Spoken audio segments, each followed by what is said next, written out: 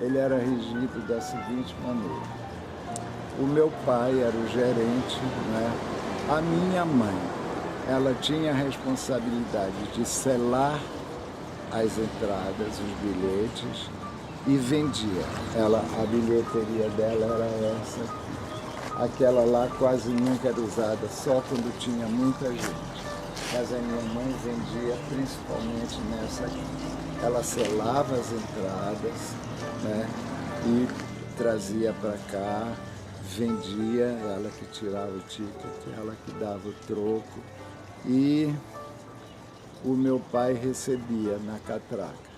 Na cabine de projeção ficava o tio Antônio, pai do Totônio, né? Ficava o tio Antônio, que era o braço direito do meu pai, tio queridíssimo, e ficava o Pedro, que era um jovem assistente de eletricista, e o seu Chico, que era aquele nordestino que fazia o cineminha de sombra para mim e para minha irmã, entendeu? E aí,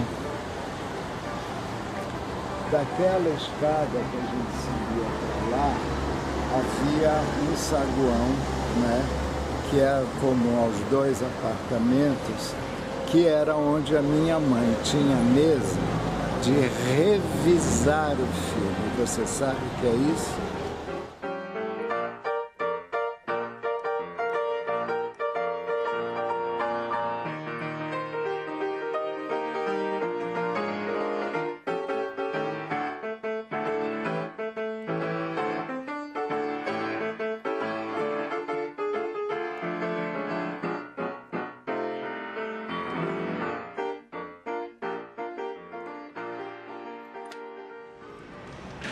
Eu estou pensando que aos 73 anos de idade parece que é uma época de falar do meu passado, entendeu? O meu livro, eu reservei uma grande parte dele, não para contar a minha biografia, porque isso é uma coisa que não existe, mas para para dar um sentido até, tá entendendo, ao desenvolvimento do meu talento como artista plástico, né? Fundamentalmente como pintor, segundo a Lígia Pape, né? Uma certa vez me falou que você é um pintor, ela me disse, e eu queria um pedaço de pau para dar-lhe uma paulada, tá entendendo? Porque ela tinha falado isso. Bom, mas enfim, eu estou pensando nisso, né, que eu tenho voltado a Itacoatiara ultimamente, tenho ficado cada vez mais apaixonado pela minha terra e, sobretudo, porque eu sinto uma diferença de comportamento sociologicamente falando entre Parintins e Presidente Figueiredo, que são os interiores do Amazonas que eu mais conheço, né? Bom, eu nasci em Itacoatiara no dia 31 de agosto de 1938 e a minha primeira infância, até os 8 anos de idade, eu fiquei em Itacoatiara. Na minha casa em Itacoatiara tinha uma palmeira linda que eu só encontrei, na realidade, em Itacoatiara, essa palmeira. Eu nunca vi, eu sei que ela é originária do Amazonas, Jardim Botânico já me disse, mas eu tinha uma no quintal da minha casa e a outra eu encontrei foi em Kew Gardens, em Londres, na Inglaterra, para onde foram levadas tais sementes das seringueiras. Pois bem, aí essa palmeira dava uma sombra maravilhosa depois do almoço. E aí ficava um silêncio muito grande, né? Naquela época ainda não tinha a banda Calypso, nem tinha o gospel, nem tinha os evangélicos, não passavam caminhonetes com aparelhos de sons instalados nas carrocerias, fazendo as vidraças todas vibrarem e incomodando com a porcaria do som e a pobreza das palavras que esse som contém. Pois bem, aí eu ficava na hora da sesta, embaixo dessa palmeira, desenhando com um graveto. O meu caderno de desenho era terra, né? Era uma terra maciazinha, e eu ficava lá desenhando. Mas era o talento que toda criança nasce. com o qual toda criança nasce. Só que para mim tinha uma diferença. Eu realmente fazia daquilo uma atividade, não é? Eu sentia vontade. Tinha vezes que eu estava com os outros garotos, estávamos brincando e me dava uma vontade enorme para ir para debaixo da palmeira desenhar. Agora em Manaus a minha vida foi muito normal. Eu estudei no Grupo Escolar Euclides da Cunha. O desenho para mim continua a ser uma atividade muito presente na minha vida. Eu sempre voltava para desenhar. Mas eu também tinha uma coisa, como o Cine-Éden ainda tinha uma parte da construção que não foi terminada, havia muito material de construção, havia pedaços de madeira, havia montes de areia, haviam tijolos, e eu brincava muito com essas coisas também, entendeu? Muito inspirado pelos seriados da Monogram, como é, da Republic, os Cowboys da Monogram, e, enfim, pelos filmes, né? Eu era uma pessoa que eu tinha um mundo muito meu, só meu, ninguém sabia, ninguém participava, porque era o mundo do cinema, a maneira como eu entendia o cinema, que naquela época eu acho que já era um modo muito especial, né? Hoje pensando, looking back, né? Eu me dou conta que era muito especial.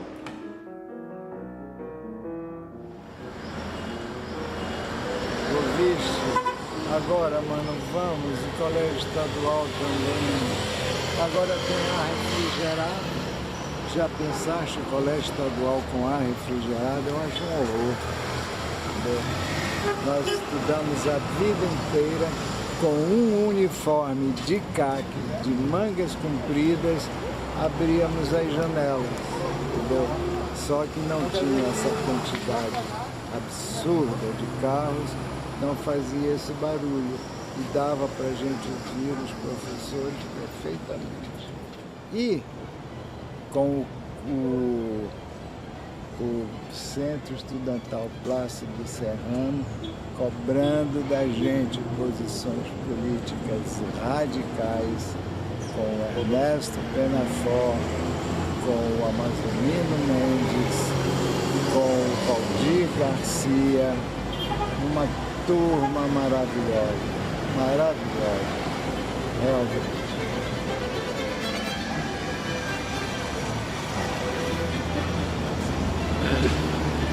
Mr. DeMille, I'm ready for my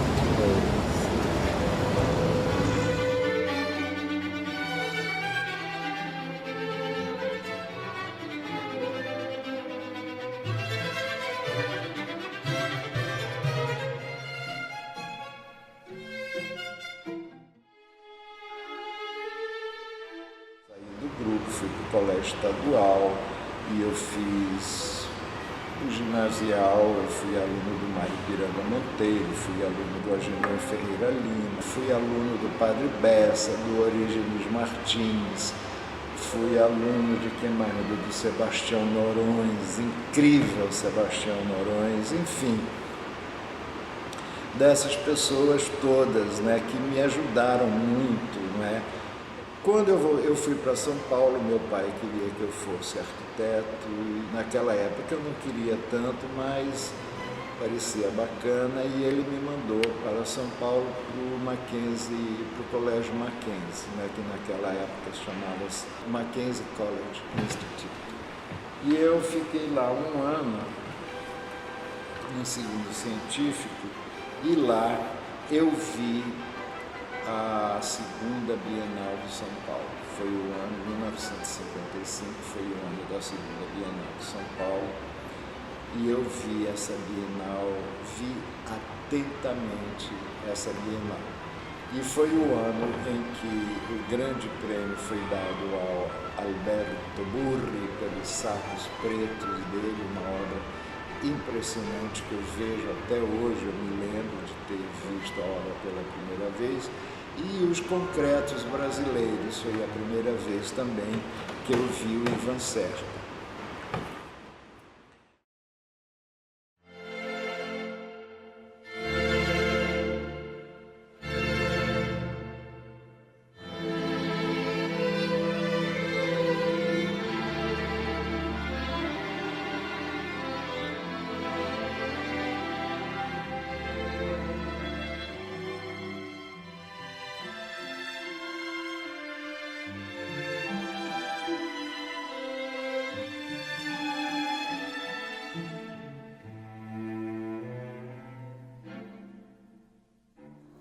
Aqui nós temos duas tigelas lindíssimas.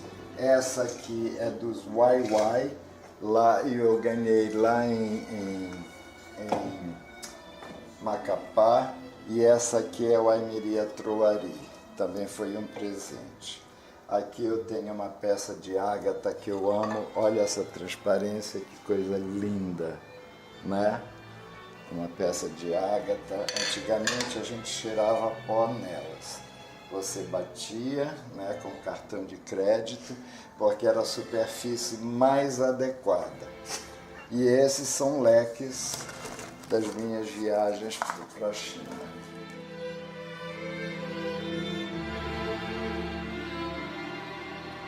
Quando eu voltei para Manaus dessa viagem, eu não queria servir em São Paulo e estava na época de servir e eu optei por servir em Manaus. Eu voltei e entrei em contato através do Rafael Siqueira, que era um grande amigo meu. Eu conheci o João Bosco Araújo, não é? Que via os meus desenhos e conversava comigo, e nós líamos, não é, muitos livros, e embora eu tivesse uma leitura completamente diferente da dele, a gente começou a trocar informações, sendo que o João Bosco tinha uma vantagem. Ele tinha um pai, que era o Dr. André Araújo, claro, que o orientava muito em matéria de leitura. E foi o João Bosco que me levou ao Clube da Madrugada.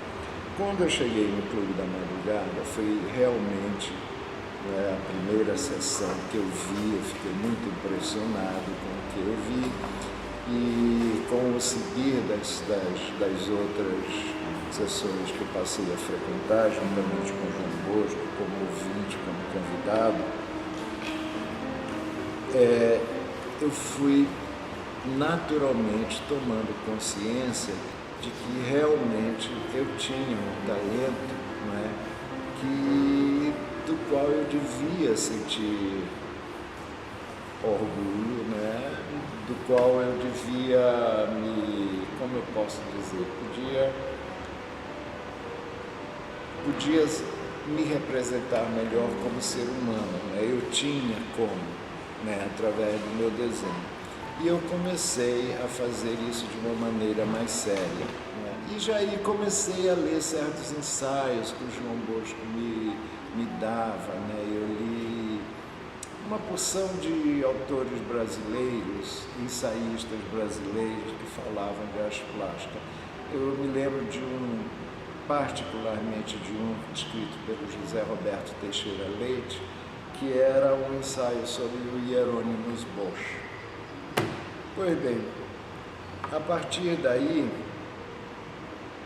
eu comecei a ter um pensamento mais sério, mas eu era extremamente influenciado. Vocês podem ver aqui na Pinacoteca esse violoncelista.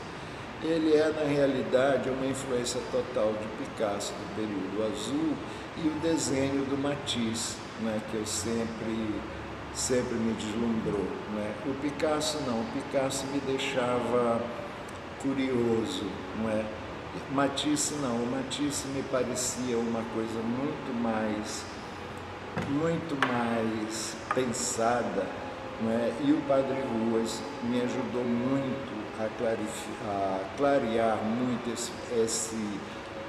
essa preferência que eu tinha pelo Matisse, porque ele tinha, a diferença é que a preferência dele pelo Matisse era pensada. Ele sabia porque gostava do Matisse, e eu não, eu gostava intuitivamente. Hoje não, eu gosto de verdade. Ele é possivelmente, depois do Marcel Duchamp, ele é o homem que mais me interessa nas artes plásticas em geral, totalmente em toda a história da arte, né? Sábado, que era o dia que tinha uma sessão a 13h, que era assim, passava um filme da Monogram, que eram os mais pobres dos cowboys, depois passava uma série do seriado que estivesse passando, e por último passava um filme mais tipo Who Done It. aqueles whodunits da Republic. Ou passava um filme de cowboy de maior classe, tipo assim, o Roy Rogers ou Bill Elliott, entendeu? Que eram cowboys mais ricos, né? Que tinha a produção, tinha mais dinheiro. Aqui era onde o seu Tiburcio pintava as tabuletas que a gente espalhava na cidade, né? Eram umas placas enormes que eram feitas de sarrafo e lona, né? Onde se pregava o cartaz do filme, que vinha com o filme, e o seu Tiburcio ampliava as letras, soprava purpurina, né? Para ficar brilhando e ficar mais charmoso. Era isso. E o resto, mano, era ver filme. Eu imitava os atores e as atrizes em certas sequências mais dramáticas. Tinha um filme de nazismo em que um jovem casal na Alemanha nazista, ele volta para casa cego, e a mulherzinha dele, uma linda loura atriz, e era numa época em que haviam as blitz, os bombardeios londrinos, né? E então eles tocavam a sirene e os alemães todos apagavam as luzes, né? Blackout total para que os aviões ingleses não vissem a cidade. E essa moça com o marido dela, quando é num blackout, ela vai para fechar as cortinas da janela, ela ouve um tiro. Aí ela volta correndo para o quarto, é um plano lindo, nunca me esqueci. A câmera está mais baixa e vê a parte de baixo da cama. Então você só vê a mão dele cair e largar o revólver. Você sente que ele suicidou. E ela, revoltadíssima, ela sai acendendo todas as luzes da casa e abrindo todas as cortinas. E aí o bombardeio começa. Eu achava essa sequência magistral. Aí, como aqui tinha obras, e a minha mãe sempre teve muito pano em casa, eu arrumava como se fossem as cortinas. Eu botava paus e pé para fazer de conta que eram os abajures de pé, né? Aí eu saía furioso, acendia a lâmpada, tá? Abria a cortina, fazia a encenação total da cena. Entendeu? Assim, era isso, mano. Eu vivia nesse mundo, César. Não tinha Dona Leonor, não tinha Dona Ilza Vieira Honório, não tinha professor, não tinha nota baixa, nota alta, que me fizesse esquecer o cinema, entendeu? Para dar nisso que deu hoje. Eu detesto os filmes que eu vejo atualmente, acho tudo uma porcaria. Eu odeio efeitos especiais, digitais, entendeu? E o cinema voltou-se para mim uma coisa muito mais triste ainda, porque eu não tenho o menor interesse nesse cinema que se faz hoje. Menor. Quando o Pedro Santos chegou, que foi uma pessoa também fundamental na minha vida, o Pedro Santos tinha um interesse total pela arte moderna, até mesmo por uma arte posterior à Demoiselle d'Avignon, que eu me lembre, né, nessa época em que o quadro já tinha 51 anos de idade, nunca se discutiu a existência dele, né? E isso eu considero muito o que era o ambiente cultural de Manaus naquela época, mas haviam contradições, porque, em compensação, a primeira pessoa que me falou de Erza Pound foi o Jorge Tufik, né? Que quando eu comecei já em Londres, eu já era um homem de 30 e tantos anos de idade, quando eu comecei a aprender a importância do Erza Pound, inclusive através dos irmãos Campos e do Décio Pignatari, não é? Mas naquela época o Jorge Tufik já me falava dele, não só como um ser humano absolutamente estranho, mas também do grande poeta que ele é, não é?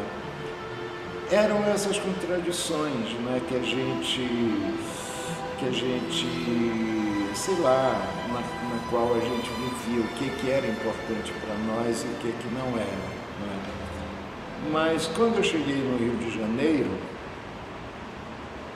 eu fazia uma pintura muito minha mesmo, sem pé nem cabeça, eu não tinha a menor orientação, nem tinha uma visão determinada do mundo que eu pudesse esquematizar numa pintura. E passou-se algum tempo e eu muito perdido, muito angustiado, até que eu resolvi procurar o Ivan Serpa no Museu de Arte Moderna. Ele tinha um curso que se chamava Curso de Pintura Livre. O curso livre de pintura, não sei, isso era muito interessante porque ele colocava os alunos todos sentados no meio círculo e um aluno levantava, havia um cavalete na nossa frente, um aluno levantava e expunha o trabalho que ele tinha produzido durante a semana que passou, era uma vez só por semana, eram as quintas-feiras.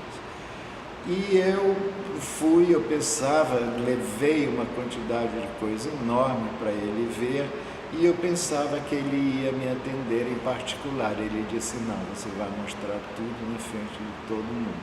E isso me parou completamente, né? Eu passei, eu acho que um mês frequentando as aulas sem ter coragem de mostrar o meu trabalho. E o Ivan nunca, eu vivia na esperança que ele dissesse, vai Oscar, coloca o teu trabalho. Ele nem olhava para mim, não é?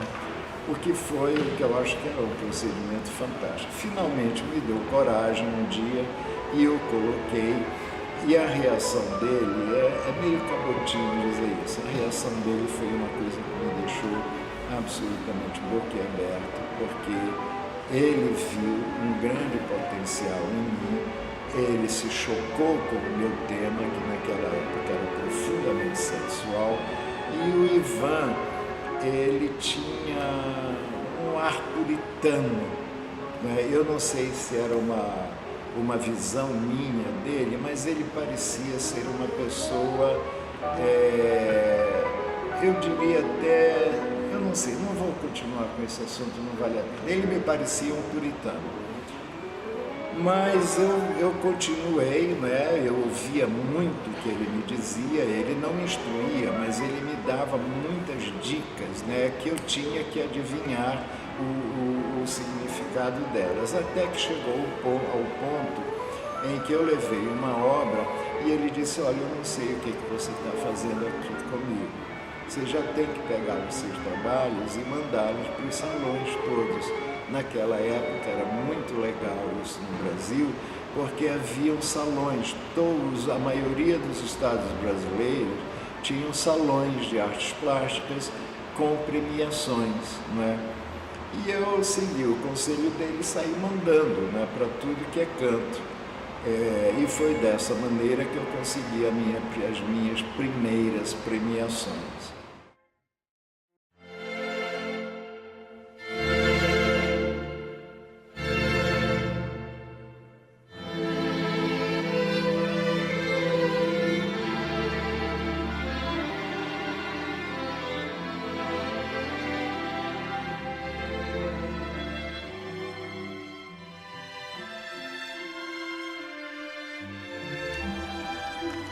Aqui, mais importante, é uma caixinha de prata que a Irene, que foi minha empregada durante 11 anos no Rio de Janeiro, me deu. E dentro dela eu guardo esse camafeu, que é um presente da Maria Silvia Nunes, de Belém, da esposa do Benedito Nunes. Essa caixinha aqui, quem me deu foi a minha mãe, mas ela não abre. E essa aqui foi um presente de uma amiga minha lá em Florianópolis. Isso é uma primeira edição que a Maria Rita me deu de contos do Edgar Allan Poe. Esse é um vaso Art Deco que eu comprei. Essa é uma gazela de marfim branco e marfim preto, também Art Deco. Aqui é uma caixinha preciosa do século XIX, é um trabalho de marcenaria absolutamente esplendoroso. E você tem ideia de que para que ela serve? Hein? Tens? Ela é para botar o relógio de algibeira com a corrente. Nessas gavetinhas guardavam-se as abotoaduras. Bom, com o prêmio Dante, eu ganhei uma viagem, uma passagem, e com o prêmio da Universidade do Pará, que tinha um salão para o qual eu mandei, eu ganhei um prêmio de desenho e uma bolsa de estudos. E a conselho do Ivan Serpa, eu fui para a Espanha. Ele é quem me aconselhou que eu devia usar o dinheiro dessa bolsa na Espanha. E me deu, era a grande época da nova figuração, né? havia havido, pode dizer havia havido no Museu de Arte Moderna do Rio de Janeiro, uma exposição fantástica da nova figuração argentina. Eu vi o Machió, o Deira, o Della Vega e o Noé, não é? Depois houve uma grande exposição do Grupo Cobra, Karel Appel, Corneille e o outro que o nome é dificílimo de pronunciar, que eu não vou pronunciar. E depois houve a nova figuração espanhola. Eu vi o Genovés, vi o Milhares, vi o Grupo Crônica de Valência. Todas essas coisas eram extremamente efervescentes, a tal ponto que o próprio Ivan Serpa, grande construtivista, né? um dos mais acentuados construtivistas brasileiros, passou a pintar fazer uma pintura extremamente expressionista. Aqueles monstros, eram quadros enormes com caras, fazendo careta, escares, e era uma efervescência total, né? Eu achava que a juventude brasileira estava fazendo uma tradução do pop art, tá entendendo, para o português falado no Brasil. Essas pessoas tipo Antônio Dias, Rubem Gershman, todos esses, para mim, era o que eles estavam fazendo. Eu não tinha o menor interesse neles, Agora, entre as 1000 recordações, tem uma que é absolutamente eterna para mim. Bem ali, aqui era terra, né? E aí tinha o barranco que descia para o Igarapé. Bem ali, naquela altura, tinha uma banquinha de tacacá que armava a partir das 5 horas da tarde. E a minha mãe vinha comigo e a Maria Helena tomar tacacá, e o meu pai achava uma burrice amazonense que às 5 horas da tarde, pouco antes do jantar, a gente ia tomar tacacá. Ele não suportava tacacá, não gostava nada dessas coisas. E aí, uma tarde, eu desci com a Maria Helena e a mamãe me deu o dinheiro. Nós tomamos o tacacá, eu paguei, e quando ela me deu as moedinhas, eu deixei cair na grama que tinha lá no caminho, eu deixei cair 5 tostões. 5 tostões. E eu achei engraçado, entendeu? Eu era tão alienado, e aí eu procurei um pouquinho, não achei, e entramos no cinema. Aí a gente entrava por essa porta aqui, aquela lá. Era um corredor e lá no fundo tinha uma porta que subia com uma escada e vinha direto para casa. Ia para o palco, né, e vinha para casa. Quando eu entrei em casa, eu anunciei, né? Perdi 5 tostões, perdi 5 tostões. Meu pai olhou para mim e diz: como é que é Mana, quando ele perguntou isso, como é que é, eu já sabia que eu tinha feito besteira. Aí eu disse, eu perdi 5 tostões. Você é um responsável. Olha o tom com que você anuncia que perdeu 5 tostões. Você tem ideia do que o seu pai sua para ganhar 5 tostões? E você entra aqui em casa e me diz que perdeu 5 tostões? Volte e só entre nesta casa quando você tiver encontrado os 5 tostões. Agora, mano, era de noite já, depois das 5, né? No capim, sem um poste de iluminação, sem nada, e eu a procurar os 5 tostões, horrorizado, meu Deus, o que eu fiz. Aí quando eu estou lá procurando, infeliz da vida, desce a minha mãe como um raio, furiosa, já para casa, vamos para casa. E quebraram o pau lá em cima os dois. Mas ele deixou bem claro que eu era um alienado, um responsável, que eu não tinha a menor ideia do que estava de novo, né? E que eu não ia longe de jeito nenhum dessa maneira. Até hoje eu ouço ele me chamando de irresponsável. Mas eu tinha 8 anos de idade. 8 anos, né? Em compensação, no dia seguinte, eu tinha o Gary Cooper no Boulgest. Eu tinha o Bill Elliott nos filmes de cowboy. Eu tinha uma das séries do Maravilhoso Mascarado. Então, 5 tostões para mim, mano, realmente valiam menos do que 5 tostões, entendeu?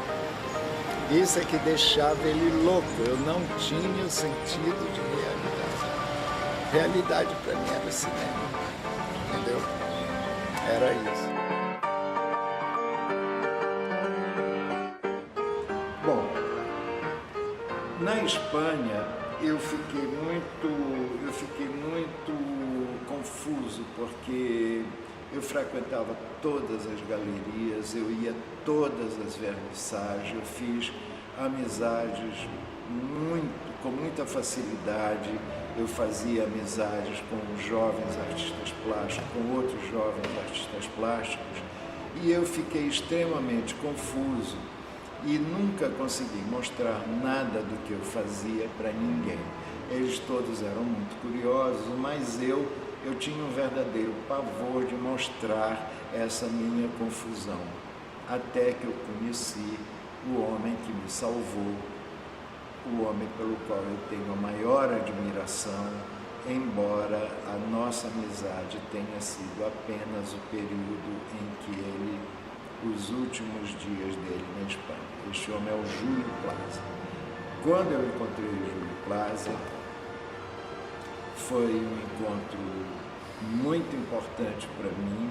O Júlio era o representante máximo do construtivismo espanhol.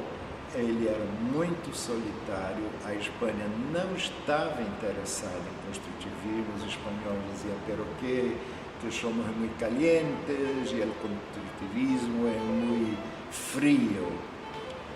E o Júlio estava muito sozinho e eu fiz muita companhia a ele. E fui muito beneficiado porque ele era um grande amigo do Ángel Crespo e da Pilar Gomes Bedate, que eram 2 teóricos, não é? Sendo que o Ángel estava fazendo a tradução do Grande Sertão Veredas, do Guimarães Rosa para o espanhol, e eles tinham um pensamento maravilhoso e eles adoravam a América do Sul.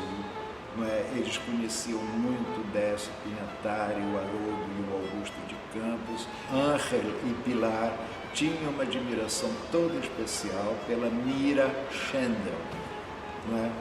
E tudo isso me levou a começar timidamente a fazer umas experiências geométricas e baseadas em matemática. Eu sempre fui bom, não de matemática, eu não era bom assim de resolver problemas nem nada. Eu era bom de intuições matemáticas. Eu tenho algumas descobertas matemáticas que não são descobertas a não ser para mim, porque elas estão todas em livro. Só que eu encontrei certas soluções, certas progressões aritméticas e certos problemas de equação de segundo grau, eu encontrei por mim mesmo, não é? E isso me dá uma segurança muito grande quando eu executo a minha obra construtivista, porque eu não repito problemas de ninguém, nem do Max Bell, nem do Amilcar de Castro, nem do Valdemar Cordeiro, de ninguém, tá entendendo? Porque o meu construtivismo, ele está muito baseado no comportamento do Max Bill, que é um homem por quem eu tenho a maior admiração, e eu encontro os problemas que as minhas telas encerram, tá entendendo? Com as coisas que eu faço. Digamos assim, eu tenho uma grande nostalgia de não ter nascido um Francis Bacon, que pinta com maior naturalidade e sem nenhum sentimento de culpa, ou sentimentos de culpa que ele sabe como disfarçar, pinta a figura humana, não é? Eu, infelizmente, eu não tenho essa naturalidade e não consigo ter. Eu já fiz muito esforço. O Zezinho Cardoso, meu grande amigo, tem uma coleção de quadros realistas que eu fiz usando a figura humana. Mas eu dei para ele, porque eles estão lá guardados com ele, são pinturas que eu jamais exporia e eu não... É uma tristeza, porque eu gostaria de fazer, de mostrar a figura humana. Eu só tive a naturalidade para mostrar a figura humana durante o tempo que eu trabalhei com a retícula, por uma razão muito simples. É que, reticulando a figura humana, eu automaticamente ordenava ela, né? Se eu fizesse uma reprodução de uma foto do Jairzinho, né, num campo de futebol, eu não estaria pintando um jogo de futebol no qual o Jairzinho era um herói, né? O que eu estava fazendo era reproduzindo o método de reprodução através da retícula que o jornal usou para imprimir aquela imagem. Então, eu tinha uma justificativa de usar a figura humana por duas razões. Em primeiro lugar, porque ele estava executando um ato heróico e eu sou grego. Isso eu vou viver a minha vida inteira com a nostalgia do quinto século antes de Cristo da Grécia. Eu sonho com isso. Se eu tivesse uma máquina do tempo, eu jamais iria para o futuro. Eu só queria ir para o passado e seguramente eu pararia no século V a.C., na Grécia. Estávamos falando do Jairzinho. Eu falo no Jairzinho porque eu era absolutamente fascinado por ele como físico de homem. Eu achava ele o homem mais bonito que eu já tinha visto. E eu adorava ele como jogador de futebol, embora isso para mim não tivesse a menor importância. Tinha importância porque isso fazia dele um ser especial. E ele sendo um ser especial, eu me justificava reproduzindo a imagem dele. Mas ela estava absolutamente medida, metrificada através da retícula. O que eu me encantava na retícula é que se eu reproduzisse o rosto do Jairzinho, eu podia dizer, esse rosto está composto de 150 pontinhos pretos que são a retícula. Isso é que era o que me interessava, entendeu? Bom, depois eu passei quase que 4 anos trabalhando com a retícula e realizei a minha obra derradeira com a retícula aqui em Manaus. É um quadro que eu espero não me separar dele e eu tenho medo de dizer isso porque todas as vezes os quadros que eu não quero me separar, numa uma crise qualquer econômica me aparece e eu tenho que vendê-los. É o caso desse tríptico que está aqui dentro, guardado na reserva técnica, que são 3 quadros que falam da minha volta a Manaus, não é? E que todos eles têm a figura humana, mas elas estão reticuladas. Bom, a partir daí, eu passei um grande tempo sem expor.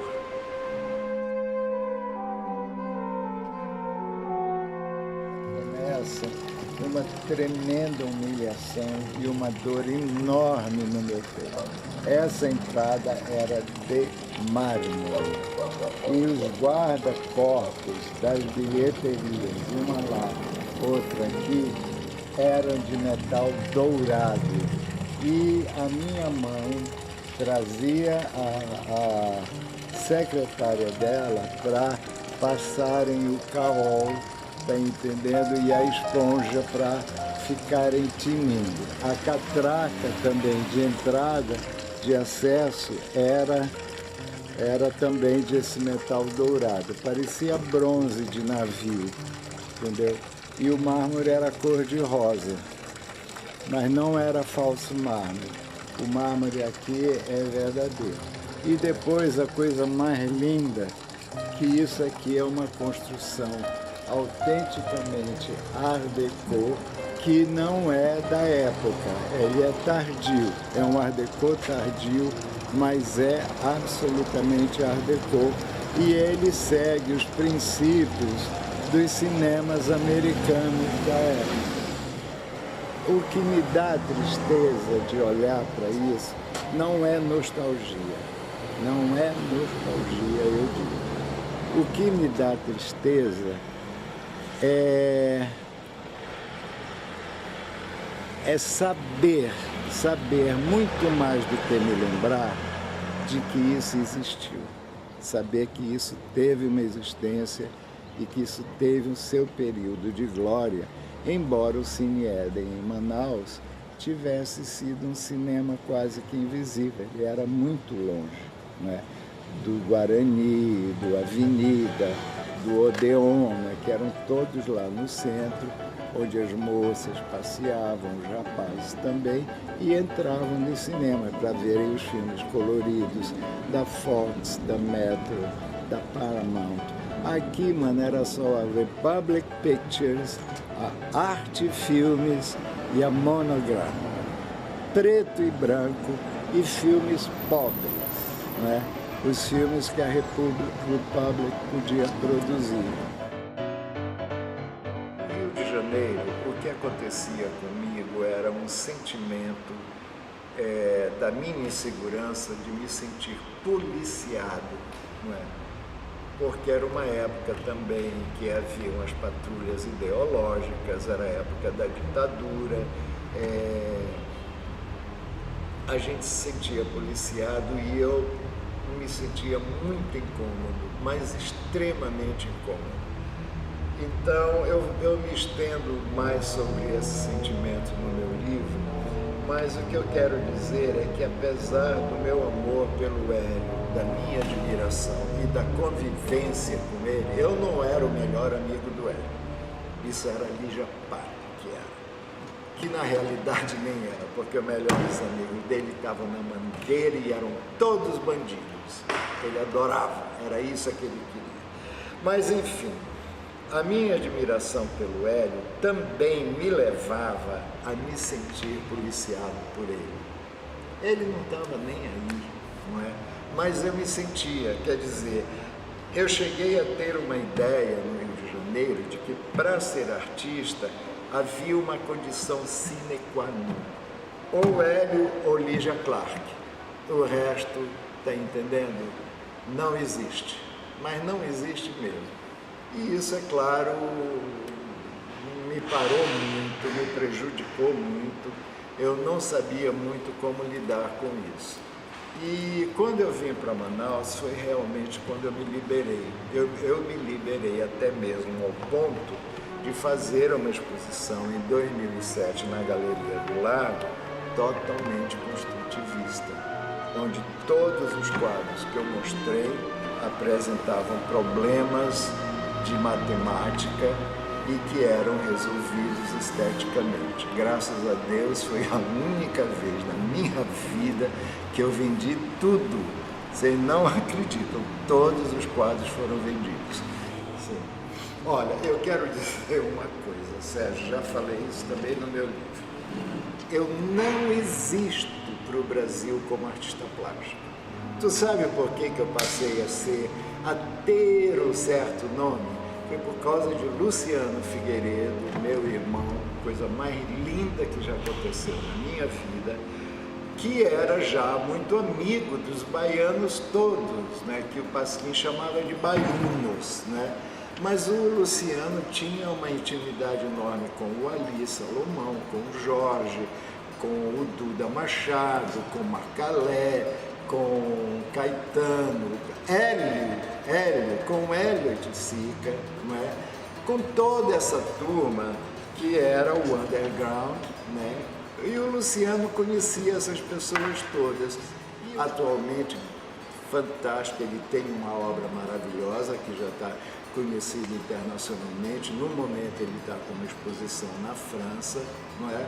Já expôs em Paris, agora ele parece que ele tem uma exposição em Monte Carlo e ele está indo muito bem, tem um trabalho deslumbrante. Teve a Nave Louca, que foi um evento absolutamente extraordinário que aconteceu no final dos 60, no início de 70, e foi uma revista que pretende, que comemora os 50 anos da Semana de Arte Moderna de São Paulo.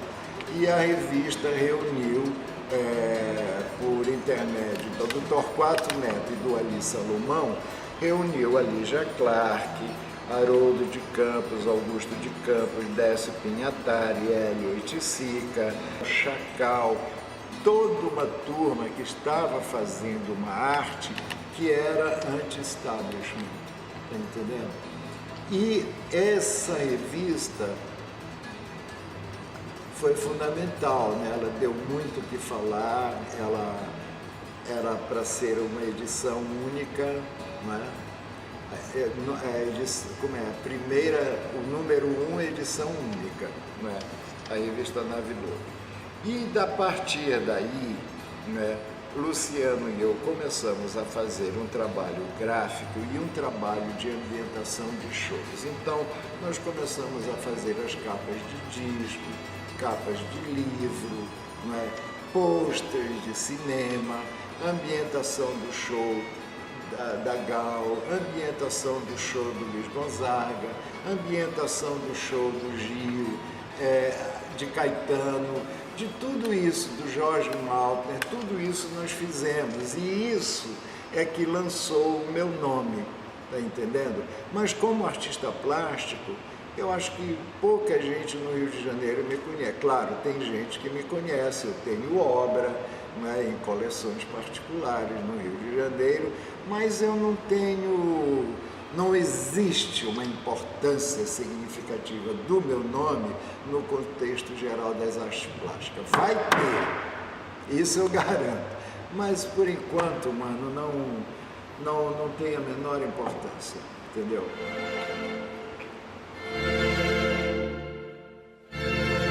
Bom, essa obra, eu vou te dizer, partiu de 3 coisas. Primeiro, o poema do Verlaine, Les sanglots du violon de l'automne blessent mon cœur d'une langueur monotone. Você sabe que esses versos é que indicaram o dia D, a invasão da Normandia, não é? É um poema do Verlaine que esses poemas eram repetidos no rádio para a resistência, né, que eu via. Todos os dias eles diziam as mesmas frases, algumas vezes eles mudavam, mas o poema do Verlaine é que decidiu, no dia em que mudar o verso, tá entendendo? Não, esse dia então será o dia D. O dia D está marcado. E eu tinha um fascínio pelo violoncelo, né? E pelo Matisse e pela fase azul do Picasso. Você vê que o quadro é extremamente influenciado pelo cubismo, não é? e é extremamente influenciado pelo Matisse, nos desenhos. Gemidos longos do violoncelo de outono ferem o meu coração de um langor monótono.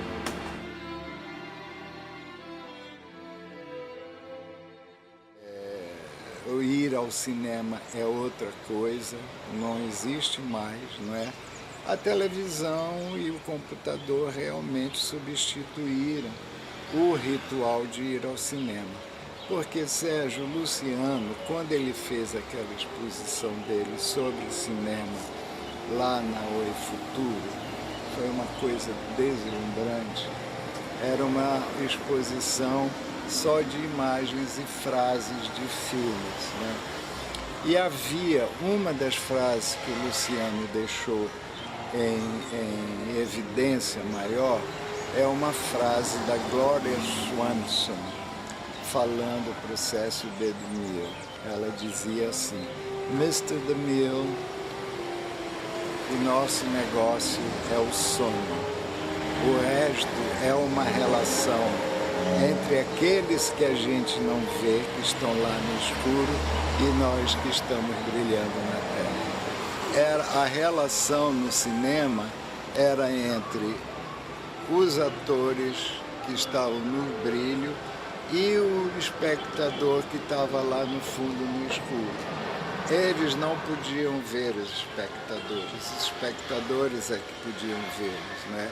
Essa relação que é uma coisa muito estranha, porque como se os espectadores fossem um grande monstro, um grande ser, não é? Que admirava, que julgava e que dava força, né, ao cinema. É uma besteira, entendeu? Isso é realmente uma besteira falar do cinema. Eu não dou a menor importância para esse trabalho. Eu falo assim, eu dou importância para o que eu fiz com o Júlio Bressani, para o que eu fiz com o Ivan Cardoso,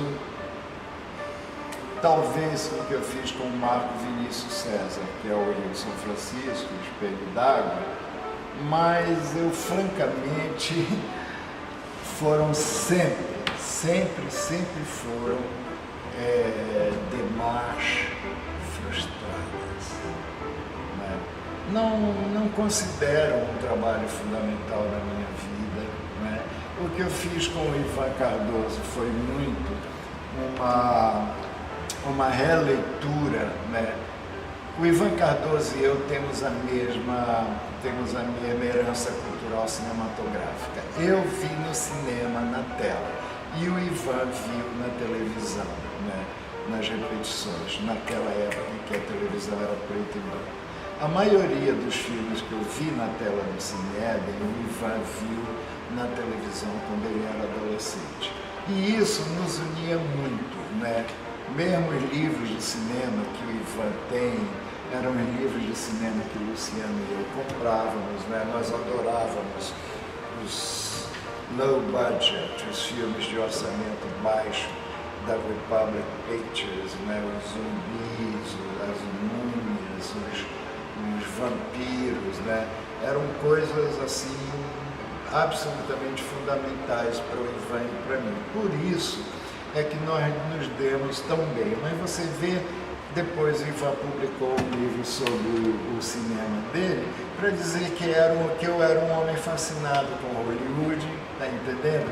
E que eu fazia coisas fantásticas. Aqui, tá entendendo? Eu não fiz coisas fantásticas e nem sou um homem fascinado com Hollywood, entendeu? É muito diferente a história. E não adianta, porque no Brasil, a direção de arte jamais vai merecer os livros que ela tem merecido em outros países, sobretudo nos Estados Unidos, porque ela é atuante. Os diretores de cinema sabem que a direção de arte é uma coisa que atua no filme. A direção de arte não põe vasinho de flores na janela porque o diretor de fotografia diz que ali tem um vazio. Eu não faço isso, nunca fiz. E via de regra, não é? Geralmente eu terminava meus filmes com uma dose de Johnny Walker e um iogurte desse tamanho Activia. Está entendendo?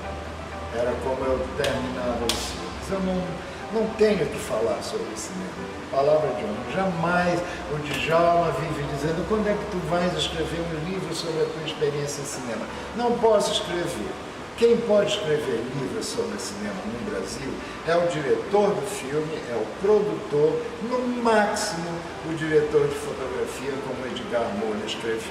Eu, se for publicar um livro, eles vão me matar, porque eu vou dizer tudo que é porcaria, tudo que é injustiça, tudo o que é falta de profissionalismo no cinema, para quem trabalha como diretor de arte, que é uma posição muito ingrata. Está sempre entre o filme do produtor, que não tem dinheiro nunca, e do diretor que acha que é o Spielberg.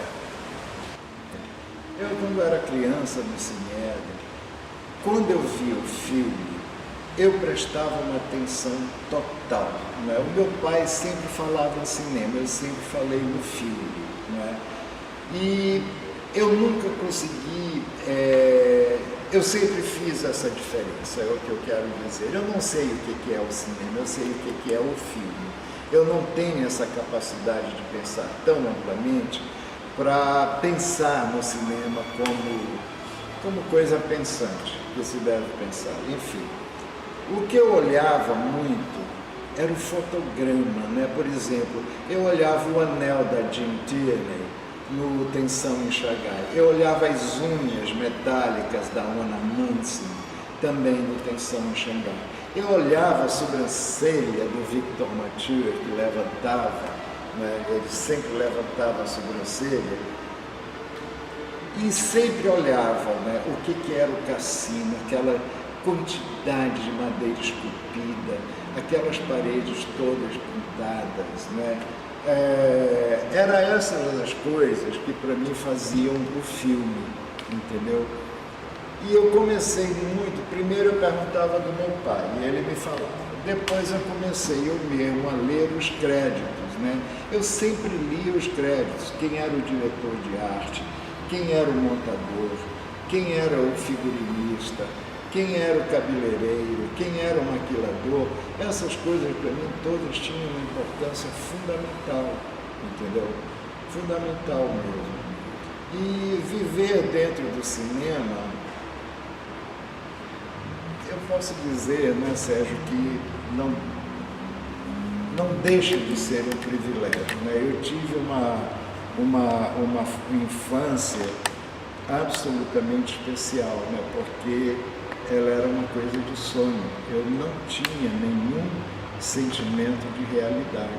A realidade para mim não existia. O meu pai enlouquecia comigo por causa disso, entendeu?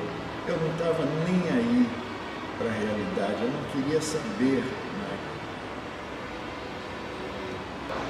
Viver dentro do cinema era viver dentro do filme. Tudo que era um fotograma, né, que eu era capaz de decifrar e que eu tinha a visão para olhar o anel da Jim Tierney, as unhas de metal da Ona Munson, o fez da cabeça do Victor Mature, a sobrancelha dele levantando, né? Um filme Tensão em Xangai, que era inacreditável, mas foi o filme com o maior número de sordidez que eu já vi na minha vida, e naquela época eu não tinha a menor ideia. Por isso é que o Tensão em Xangai, para mim, era a obra abstrata, né? Eu não sabia o que era um receptador de roubo, eu não sabia o que era uma escrava branca, eu não sabia o que era o ópio, né? E muito menos o que era um cassino de jogos, né? de roleta, né? Então o filme, para mim, o Tensão em Xangai, ele funcionava muito como uma obra abstrata. Para mim, os filmes que me falavam de verdade, da realidade, eram o Bogest e o Ladrão de Bagdá, por mais estranho que possa parecer. Para mim era muito mais natural que um garotinho ladrão como diz havia uma previsão entre as pessoas de Bagdá que um dia a justiça seria feita através de uma criança que estaria no mais baixo nível da sociedade e viria pelos céus.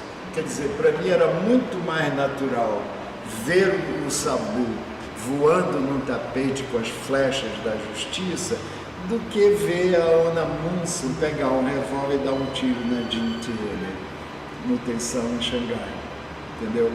E era isso que deixava meu pai enlouquecido comigo, não é? Porque eu sempre esperei, eu espero até hoje, essa que é a verdade, que o tapete venha voando, que a justiça venha, tá entendendo? Que esmaguem os corruptos, tá entendendo? Que essas flechas da justiça sejam atiradas assim no coração de cada um desses monstros que circulam a gente, que circundam a gente. Monstros, monstros, monstros, monstros e monstros. Eu quero mais é o Sabu voando nesse tapete com essas flechas da justiça. O filme do Júlio Bressani eram experiências de arte, eu tinha consciência disso. Os filmes do Ivan Cardoso era brincar de fazer cinema, entendeu? Os filmes do Calmon era quase brincar de ser sério, entendeu? E os outros filmes que eu fiz eram brincadeiras quase sempre disformes, extremamente superficiais e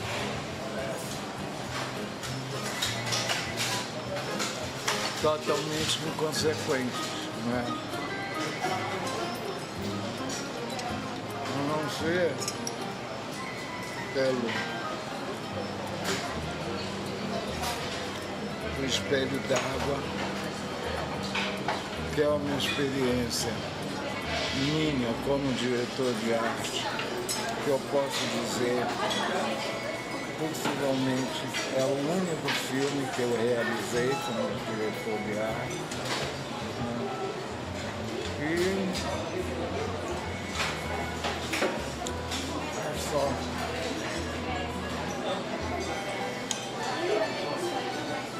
Via de regra, Sérgio, eu te digo, eu me sinto feliz, eu não trabalhei com o Glauber, eu não fiz Deus e o Diabo na Terra do Sol, eu não fiz o Santo Guerreiro contra o Dragão da Vontade, eu não fiz a Cidade de Deus, eu não fiz nenhum desses filmes que a intelectualidade brasileira tanto incensa quando fala de alemão. Eu fiz filmes medíocres, eu fiz os filmes brasileiros da época. Antônio Calmon, Ivan Cardoso, Marcos Vinícius César, Bruno Barreto, entendeu? E eu tenho o maior orgulho justamente de ter feito esse tipo de filme. Entendeu?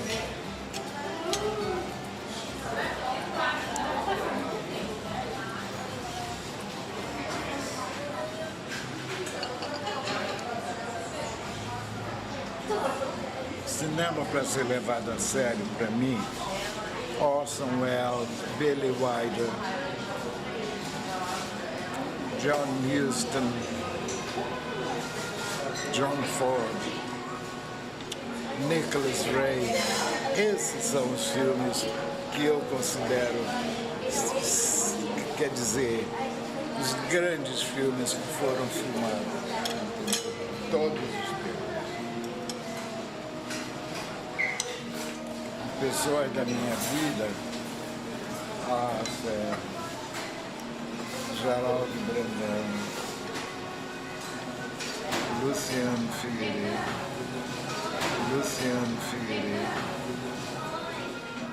é o carnaval, a alegria, a primavera, é o verão, o outono e o inverno,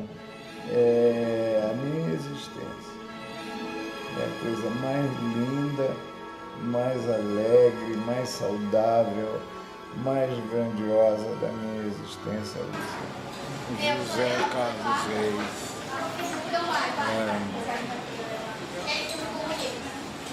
Maria Silvia Nunes, Benedito Nunes, Angelita Ferreira da Silva,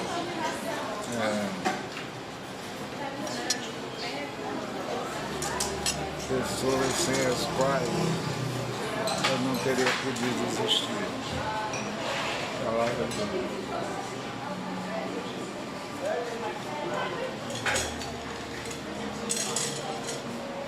Eu sempre tive um dado para acrescentar aquela frase da Blanche Dubois. I have always depended on the kindness of strangers. Mas essa dependência dela, que foi a minha também, que é a minha, eu sempre me deparei com uma característica maior dessas pessoas, tanto do meu amor, que era a generosidade, entendeu? I have always depended on the kindness of strangers.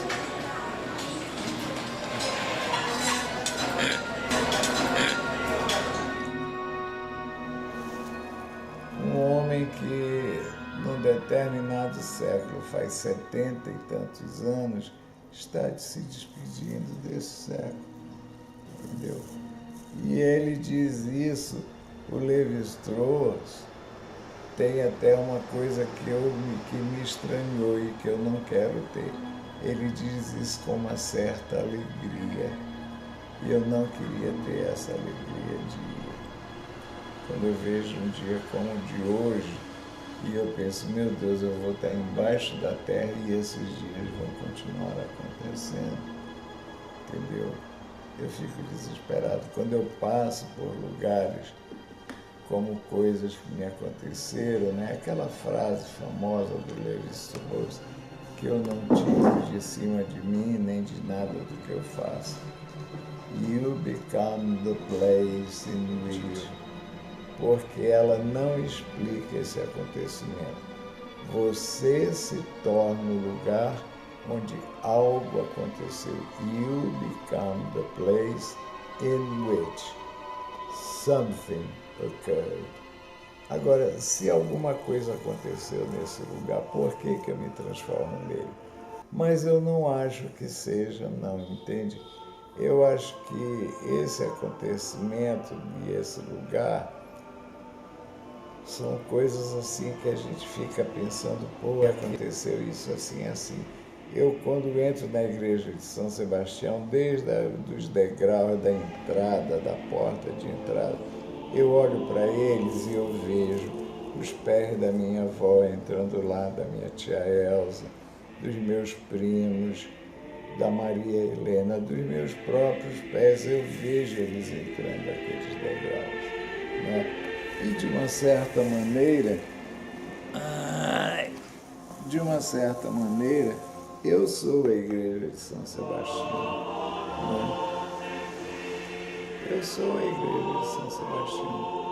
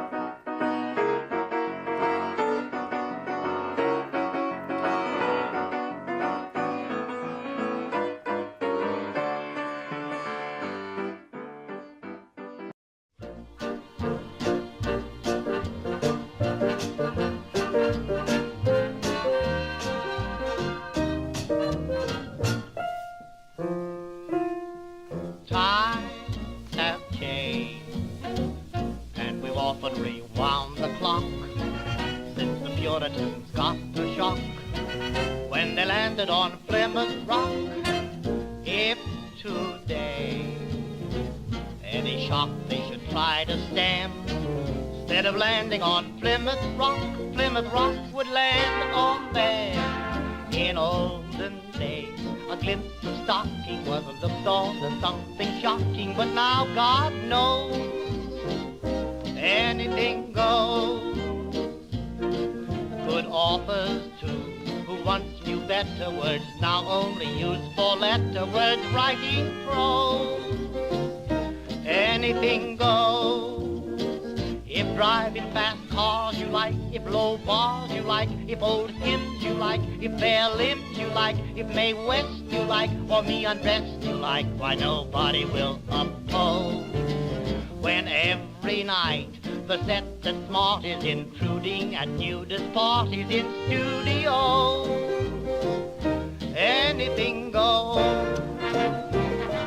When Mrs. Ned McLean, God bless her, can get Russian red to yes sir, then I suppose anything goes. When Rockefeller still can hoard enough money to let Max Gordon produce his show, anything goes.